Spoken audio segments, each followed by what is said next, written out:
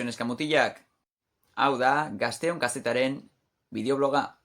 Gaur hitz egingo dugu Mikel Indurainen, Mikel Landaren eta Omar Fraileren kirolari buruz. Ezagutzen duzu zein den kirola? Bai, txirrindularitza.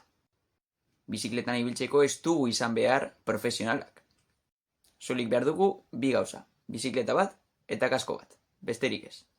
Bizikleta garraiobide bezala erabiltzeaz gain ere onura asko ekartzen dizkigu. Entzun, osasunerako onurak. Hanketan indar handiagoa izango duzu eta zure erresistentzia asko handituko da. Gainera, burua lasaitzeko aukera oso ona izan daiteke. Bigarren onura ingurumena ez dugu kutsatzen.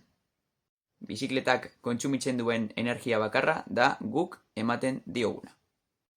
Eta hirugarren onura aurrestea. Bizikleta erabiliz gero ez dugu behar kotxerik ez da garraio publikorik. Gainera hemen Euskal Herrian zorionez hainbat bidegorri ditugu naturaz gozatzeko eta txirrindularitzaz ere gozatzeko.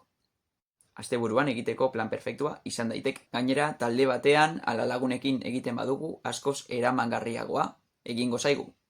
Bizikletan ibiltzen hasi nahi baduzu, ez konparatu Mikel Indurainekin, Mikel Landarekin edota Omar Frailerekin. Bakoitzak bere erritmoa dauka. Eta orain galdetzen dizut, probatuko duzu? Bizikleta gustuko duzun ala ez probatzeko?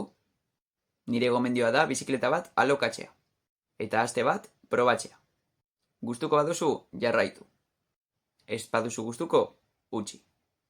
Gogoratu txirrindularitzaren onurak. Ingurumena zaintzea, osasun fisikoa hobetzea eta aurrestea. Hau izan da Gazteon kazetaren bideobloga. Besarkada bat eta laster arte!